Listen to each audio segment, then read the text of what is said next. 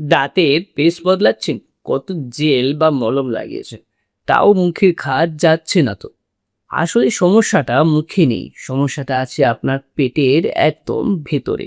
আজ বলবো সেই আসল কারণ, আর একটা 5 টাকার ট্রিক যা এই ঘা শিকড় থেকে সারিয়ে দেবে।